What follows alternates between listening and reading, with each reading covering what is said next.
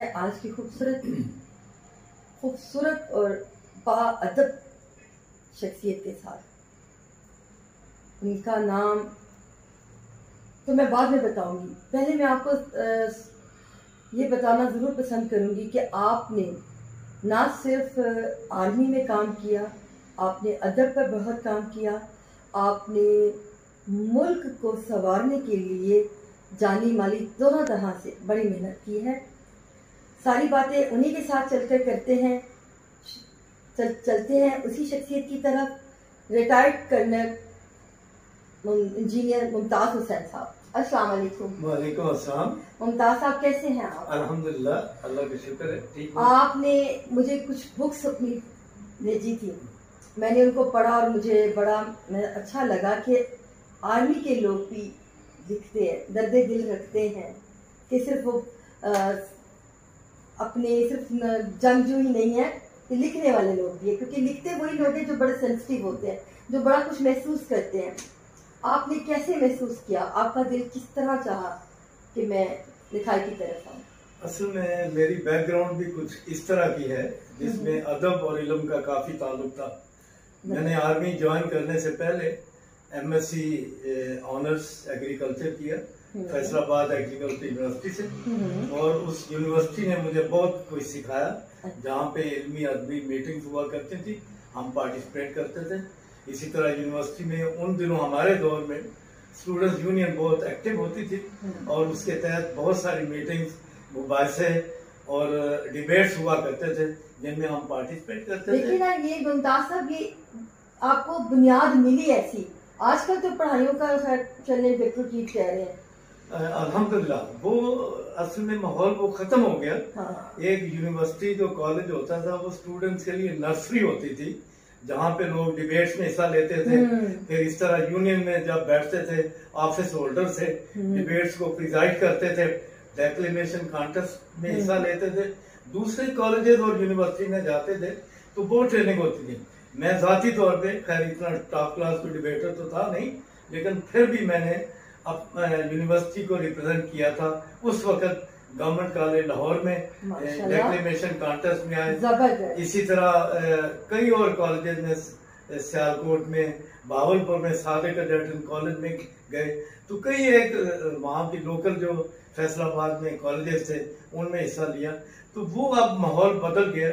उस वक्त student union non political होती थी, वो ट्रेनिंग का हिस्सा होती थी, बल्कि उन यूनियन से ये लोग उठ के आए जो आजकल बड़े मिनिस्टर बने हुए हैं। कई एक स्पीकर शमीम अहमद खान थे पीपल पार्टी के, वो वहाँ पे गवर्नमेंट कॉलेज के वहाँ पे स्टूडेंट यूनियन के प्रेसिडेंट थे। तो बदकिस्मती से अब स्टूडेंट यूनियन को एक्टिवेट करना चाहिए और उनमें इल्मी अदबी बात फैलाए, ना कि वो उनमें नेगेटिविटी और पॉलिटिकल माइंड प्रोड्यूस करे। बिल्कुल जी। अच्छा, रिटायरमेंट कौन से सन में हुई आप? मैं 96 में रिटायर हुआ था। अच्छा। और मैं कोर ऑफ इंजीनियर से रिटायर हुआ था, और मैंने कोई 28 इयर्स सर्विस की थी, और हम अल्हम्दुलिल्लाह सर्विस के दौरान भी कुछ अच्छे काम किए थे। अच्छा, माशाल्लाह से अल्लाह आपको उनका अजर अज़ीम अता करे। मुमताज साहब, ये बताइए कि आपने लिखना कौन सी उम्र से शुरू किया? मैंने लिखना तो काफी स्टूडेंट लाइफ से शुरू किया था।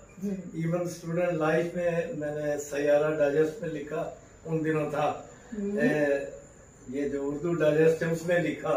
एक प्याम इकबाल पब्लिश होता था सियालकोट से, उन दिनों उसमें लिखा था। मशरक का मैं रिप्रेजेंटेटिव था अपने टाउन से। इसी तरह नवाए वक्त में भी लिखा, तो छोटा छोटा लिखते रहते थे। और पहली किताब आपकी कौन से सन में, कुछ याद है? मेरी पहली किताब थी एनवायरनमेंट के बारे में, 95 में आई थी, माहौलियाती आलूगी। तो उर्दू में उस वक्त बहुत कम किताबें थी। किताब है ना जिस पर हकीम सईद साहब का? जी हाँ जी, वही है। हकीम सईद साहब ने, और उससे पहले हकीम साहब के साथ काफी ताल्लुक रहा। मेरा बेटा था, वो पेशावर में जो इनका बज़्म नौनिहाल होती है उसमें टॉप किया था। तो फिर उन्होंने पेशावर से कराची बुलाया, तो हम दोनों पेरेंट्स उनके साथ गए, उनके मेहमान बने, और उनके मदीना तो हिकमत में ठहरे। तो वहाँ पे ऑल पाकिस्तान कॉन्टेस्ट हुआ जिसमें मेरे बेटे ने पार्टिसिपेट किया था। माशाल्लाह माशाल्लाह जी। अच्छा मुमताज साहब, आपको क्या महसूस होता है कि जो आप लिख रहे हैं ना, आप एनवायरनमेंट पे ज्यादा काम कर रहे हैं, आपको कैसे ख्याल आया कि मुझे एनवायरनमेंट पर ही काम करना है और इसी के बारे में लिखना है? असल में जो मेरी अपनी बैकग्राउंड है वो बिल्कुल नेचर लिविंग वाली है। मिसाल के तौर पे मेरा रूरल बैकग्राउंड है वन, तो जब रूरल बैकग्राउंड होता है तो उसमें आप दरख्तों से, खेतों से, फसलों से, जानवरों से, उनके साथ ताल्लुक होता है। हम जब पढ़ते भी थे तो बाहर खेत में जाके दरख्त के नीचे पढ़ते थे। इसी तरह जब एग्रीकल्चर यूनिवर्सिटी में गया तो एग्रीकल्चर तो है ही एनवायरमेंट है, वो तो एनवायरमेंट को एक्सपोज है। जितनी फसलें हैं वो सारी की सारी अल्लाह के रहम करम पे है, सर्दी गर्मी का उन पे असर होता है। तो वहां पे भी हम डी ग्राउंड एक बड़ा मशहूर ग्राउंड है, वहां पे हम फूल पत्तों के साथ बैठते थे, तितलियां देखते थे, उसी के नीचे दरख्तों के नीचे बैठ के पढ़ते थे। तो वो कुदरती तौर पे माहौल के साथ मेरा ताल्लुक है और उसी में इंशाल्लाह जीना भी है और मरना भी उसी में। बेशक बेशक। आर्मी की कोई याद आपको ड्यूरिंग सर्विस आपकी कोई ऐसी किस्सा हो, कोई ऐसी जो आप हमारे साथियों के साथ शेयर करें, देखने वालों के साथ? आर्मी में तो बहुत सारे वाकयात हैं, क्योंकि आर्मी में बहुत एक्टिव लाइफ है और फिर उसमें पब्लिक की खिदमत बहुत है। लोगों के दुख दर्द में हम लोग आते हैं। आपने देखा है कि कोई ऐसा इवेंट नहीं है, फर्ज करें फ्लड्स आते हैं तो उसमें आर्मी पार्टिसिपेट करती है। कोई जल्जला आते हैं, 2005 का जल्जला आपको याद होगा। तो हम लोग तो हर वक्त लोगों की खिदमत पे होते हैं। ये हमारी अवामी फौज है और फौज की खिदमत के लिए है। वहाँ पे भी कोई ऐसा इवेंट होता था जिसमें आप अपने ये जौहर दिखाते थे लिखने में? हाँ, वहाँ पे भी है। हाँ। एक तो हमारा अपना रिसाला है नौ निहाल, वो GHU वाले ISPR वाले पब्लिश करते हैं, उसमें भी लिखा करता था। वो उर्दू वाला है, सराहा गया आपको। अच्छा ये बताइएगा मुमताज़ा, आर्मी का भी कोई है आपने शायर देखा? आर्मी में बहुत सारे शायर थे, आपको याद होगा। एक तो ये सहूलत रजा का नाम आपने देखा, फिर वो सालिक साहब थे जो 71 में वहाँ कैद हो गए। मेरा ख्याल है कि आर्मी के लोग ज्यादा करते। मेरे नाना भी आर्मी में मेजर थे, मियां अली खुर्शीद साहब, वो फारसी में भी शायरी किया करते थे, उर्दू, पंजाबी, इंग्लिश और फारसी में भी। वो भी बड़े सेंसिटिव थे। मेरा ख्याल है ये जंगे लड़ लड़ के लोग ज्यादा तो इतने सेंसिटिव हो जाते हैं कि शायरी खुद ब खुद नजूल होती है ना। कर्नल मोहम्मद खान आप जानते होंगे, बजंग अहमद, तो फौज में बहुत सारे लोग, क्योंकि हमारी एक एजुकेशन कोर है जिसमें बहुत पढ़े लिखे लोग होते हैं, मिनिमम मास्टर होते हैं, PhD वाले बहुत हैं, ज्यादा लिखने वाला वहाँ पे रुझान काफी है। हाँ, जबरदस्त है। अच्छा, आप अगर आपके बच्चे कितने हैं? मेरा एक ही बेटा है माशाल्लाह, वो डॉक्टर है माशाल्लाह, और अब इस वक्त मैनचेस्टर में है। उनके बच्चे मैरिड हैं या नहीं? उनके बच्चे अभी 3 बच्चे हैं, छोटे हैं। अच्छा, बच्चे, ठीक है। 3 बच्चे हैं उनके। वो अमेरिका में ही होते हैं? नहीं, यूके में। अच्छा, यूके में सेटल वहाँ पे पढ़ रहे हैं। अच्छा। बस ये बदकिस्मती एक हमारी पाकिस्तान की ये भी है कि जो पाकिस्तान का जो ब्रेन है वो ड्रेन हो रहा है। बिल्कुल। काश इस पाकिस्तान में हम लोगों के लिए माहौल फेवरेबल करें। मेरी नजर में कोई पाकिस्तान से बाहर नहीं जाना चाहता, क्योंकि बाहर जाके बहुत सारे मसाइल हैं, बहुत ज्यादा लोगों के। वहाँ पे पेरेंट्स का सोचते हैं, बीवी बच्चों का सोचते हैं, तो यहाँ पे थोड़ा बहुत उनके लिए कोई इनकम का जरिया बन जाए। यहाँ पे अगर 100 रुपया भी मिलेगा, वहाँ के 500 से बेहतर होगा। लोग यहाँ पे आना चाहेंगे। बदकिस्मती से हमारे मुल्क में इस किस्म की प्लानिंग नहीं है और हमारे मुल्क में निजाम कुछ ऐसा होना शुरू हो गया है। और आजकल जो रोज बरोज की बढ़ती महंगाई, अभी जो पेट्रोल का देखें आप कि 138 रुपीज, मुझे ये बताइए कि साथियों के क्या किया जा सकता? जहाँ 138 रुपए का लीटर पेट्रोल होगा, वहाँ पे गाड़ियाँ कैसे चलेंगी? गाड़ी से मुराद ये नहीं कि जो मैं लोहे की बनी हुई गाड़ी की बात करी, जिंदगी की गाड़ी कैसे चलेगी? गरीब कैसे सरवाइव करेगा? गरीब कौन है? जो मदरसत घराने के लोग हैं। ये जो हम लोग कह देते हैं ना, इस दौर में इस मुल्क में 2 लोग बड़े कामयाब हैं। एक तो वो लोग जो बहुत अमीर है, लीड क्लास, उन्हें कोई फर्क नहीं पड़ता महंगाई हो या ना हो। और एक वो लोग जो बहुत गरीब हैं, जो मांग कर गुजारे कर लेते हैं, उनकी भी बस लगी रहती है रोटी। पिछते वो लोग हैं जो सफेद पोश है, जो मदरसत घराने से हैं। उसमें भी कैटेगरीज हैं, 1 2 3 ABC है, लेकिन वो तीनों के तीनों रिस्के हलाल कमाते हैं और परेशानियों में आ जाते हैं। जब उन्हें रिस्के हलाल कमाकर कुछ नहीं मिलता तो फिर वो ना चाहते हुए या कुछ चाहते हुए भी 2 नंबरियां करना शुरू कर देते हैं। इसी से हमारे मुल्क में निज़ाम सारा ख़राब हो रहा है। अगर बेस ही ठीक हो जाए तो सब कुछ ठीक हो जाए। करना साहब, आपका क्या ख्याल है? बिल्कुल आप यहाँ फरमा रहे हैं। पाकिस्तान एक ऐसा मुल्क है जिसमें हर किस्म का मौसम अवेलेबल है। एक ही दिन में आप सर्दी गर्मी आप कोस्टल एरिया में जा सकते हैं। एक ऐसा मुल्क है जिसमें टूरिज्म दुनिया के तमाम मुल्कों से ज्यादा है। स्विट्जरलैंड कुछ भी नहीं है पाकिस्तान के मुकाबले में, दूसरे मुल्क कुछ भी नहीं है।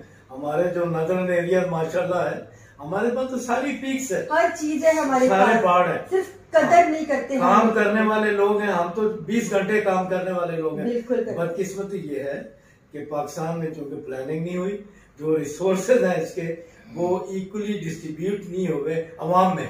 वो लूट के ले गए चंद लोग, चंद ब्यूरोक्रेट्स, चंद हाई अप्स, उन्होंने पैसे बनाए, जेबें भरी और बाहर ले गए। बदकिस्मती आप देखें कि दुनिया के ममालिक जो एडवांस हैं, मिसाल के तौर पे मैं यूके की मिसाल देता हूँ। यूके ने पूरी दुनिया से पैसे कमाए हैं, लेकिन वो पैसे कमा के अपने मुल्क में ले जाते हैं और वहां पे जाके अपने अवाम पे खर्च करते हैं। अपने अवाम को सड़कें बना के देते हैं, हॉस्पिटल बना के देते हैं, एजुकेशन देते हैं। हमारी बदकिस्मती देते हैं कि यहाँ से पाकिस्तान से वो पैसे लूट के ले जाते हैं डॉलर्स में, पाउंड में, और दूसरे मुल्कों में जाके इन्वेस्ट करते हैं।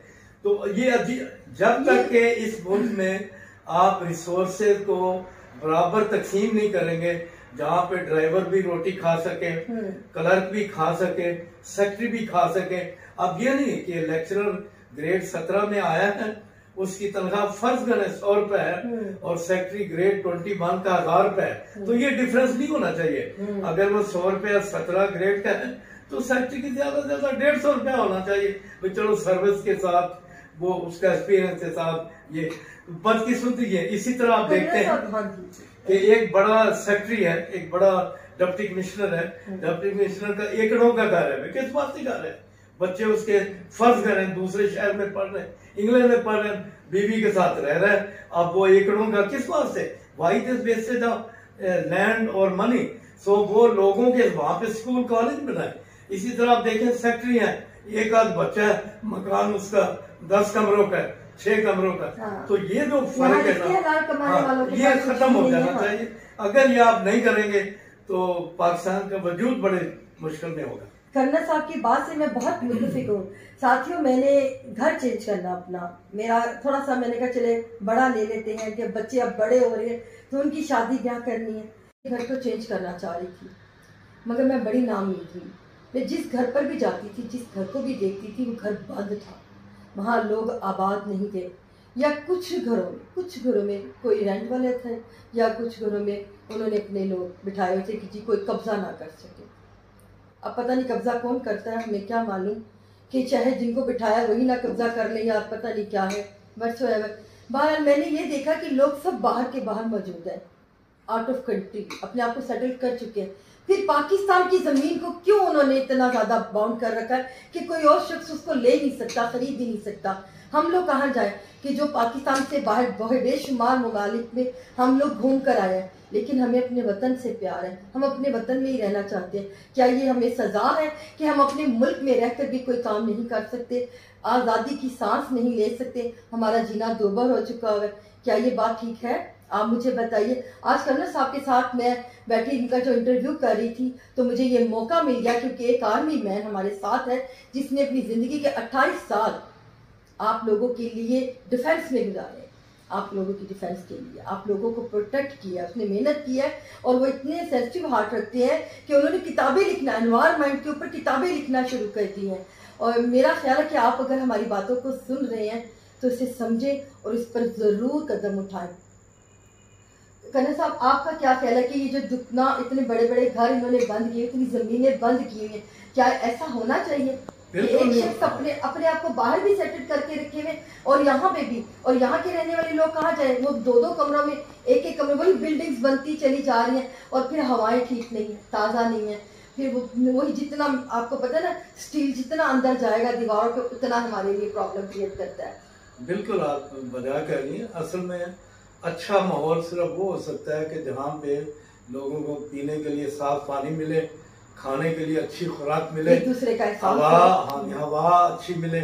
और जो एनवायरनमेंट का ये मकसद नहीं कि खाली सफाई हो या कचरे का उठाना है। एनवायरनमेंट का मकसद ये है कि आपके जो इर्द गिर्द लोग हैं, आपके रिश्तेदार हैं, आपके दोस्त हैं, आपके वालिदैन हैं, आपके भाई बहन हैं, आपके मोहल्ले वाले लोग हैं, स्कूल कॉलेज वाले हैं, आपके ऑफिस वाले, सबके साथ अच्छे ताल्लुक हों। तो इस्लाम ने एनवायरनमेंट पे सबसे ज्यादा तवज्जो दी है। अगर आप देखें तो इस्लाम एक ऐसा मजहब है, एक ऐसा दीन है जो ये कहता है कि हर इंसान को साफ हवा मैसर हो, साफ रोटी मैसर हो। आप जानते हैं कि पहले अरब के इलाके में शुरफा के बच्चे देहातों में जाके ग्रो अप करते थे। हजूर सल्लल्लाहु अलैहि वसल्लम को दाई हलीमा में एक विलेज वाली फजा में वहां पे, तो वो लोगों को उस वक्त भी माहौल के बारे में इदराक था। अभी आप देखें कि हमारी 2 किताबें हैं जो कि जिनके ऊपर इस्लाम का दारोमदार है। अल्लाह की किताब कुरान पाक, हजूर सल्लल्लाहु अलैहि वसल्लम की हदीस।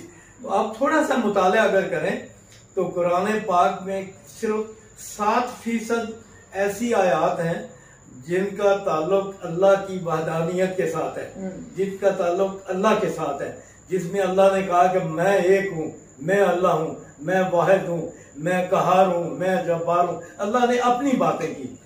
13% ऐसी आयात हैं जो दीन के बारे में, मिसाल के तौर पे नमाज है, हज है, ज़कात है, रोजा है, इन बातों के बारे में 13% आयात है। दिस मीन के 20% कुरान पाक ये गुजर गया।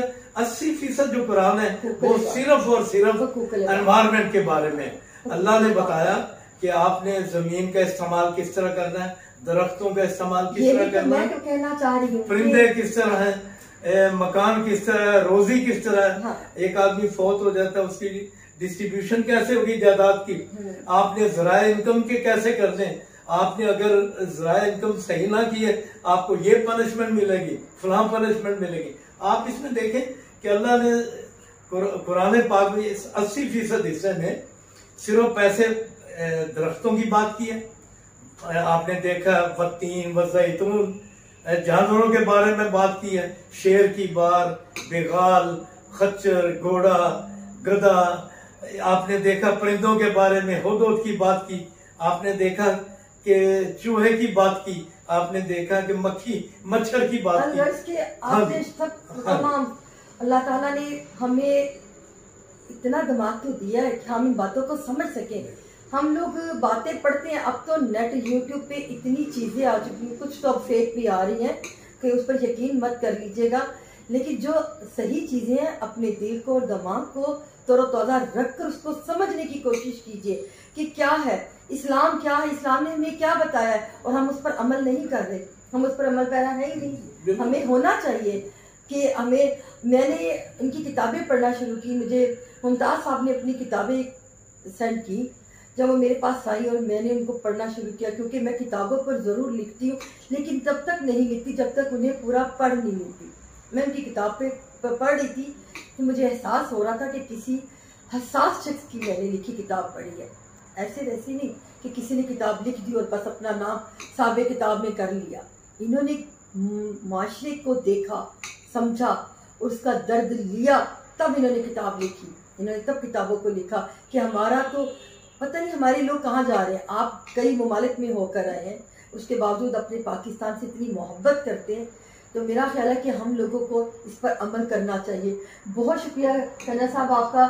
इंशाल्लाह ताला मजीद गुफ्तगू होती रहेगी, ये गुफ्तगू का सिलसिला इसी तरह जारी और सारी रहेगा। आपका बहुत शुक्रिया अदा करते हैं। शाद रहिए, आबाद रहिए, हमारे साथ रहिए। इजाजत चाहती हूँ। ज़रका नसीम। अस्सलाम वालेकुम।